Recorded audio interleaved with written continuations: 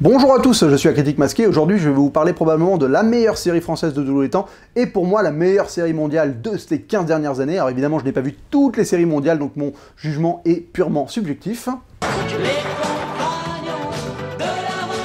Bref, je vais vous parler du Bureau des légendes. Cette série Canal+ sur les agents secrets de la DGSE est ce que la France a réussi à faire de mieux après avoir réussi enfin à assimiler le système de production américain. Car la série a un showrunner, et pas n'importe qui, Éric Rochon.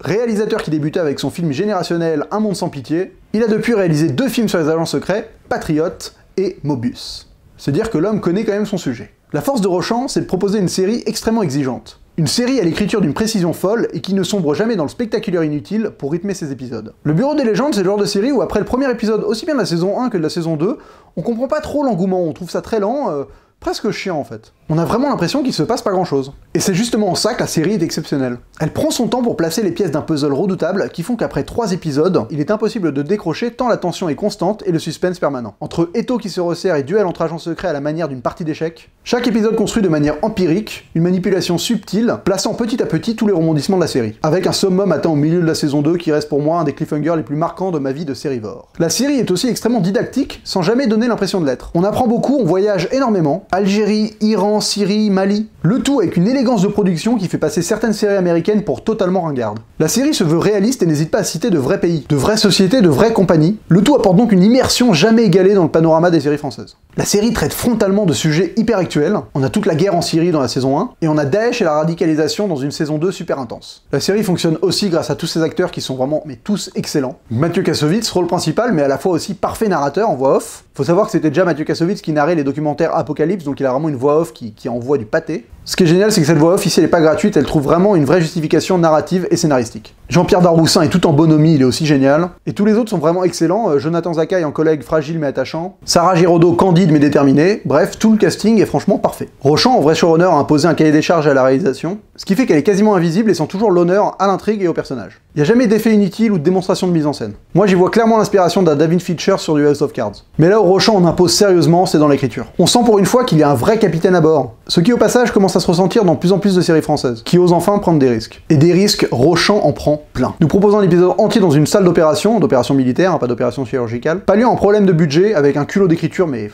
génial. D'ailleurs, pour avoir eu la chance de travailler avec un des membres du casting du Bureau des légendes, il m'a raconté qu'au début de chaque saison, Éric Rochon faisait une lecture des scénarios avec l'équipe technique et le casting, et avant la lecture, il précise « Si vous avez quelque chose à dire, c'est maintenant. Une fois sur le plateau, il sera même pas question de négocier. » Preuve que le cinéma a de temps en temps besoin d'un dictateur pour produire l'excellence. Mais probablement la plus grande force du Bureau des légendes, c'est d'avoir compris comment la série serait diffusée, et ça c'est bien trop rare parmi nos séries françaises. La série est diffusée pendant 5 semaines au rythme de 2 épisodes par semaine, et ça, une fois par an. Donc c'est inutile de terminer une saison par un suspense, on va se lasser d'attendre la réponse à un suspense pendant 1 an, ça fonctionne pas comme ça. Non, Éric Rochon il finit chaque saison en ouvrant la porte sur ce que sera la saison d'après. L'air de dire, voilà, c'est comme ça que ça va être la saison prochaine. Et rien que ça prouve que le mec a tout compris à son format. Le seul bémol de la série pour moi, c'est une histoire d'amour difficilement convaincante, mais qui vont se charger subtilement de corriger dans la saison 2, donc là-dessus ils ont très bien compris, ils ont très vite corrigé le tir. Donc écoutez, le Bureau des légendes c'est diffusé très bientôt sur Canal+, et après la fin de la saison 2 et vu le contexte international actuel, je suis plus qu'impatient de découvrir ce qu'Éric Rochon nous a mijoté dans sa saison 3 du Bureau des légendes, et je vous la recommande, même sans l'avoir vu que je vais la découvrir bientôt.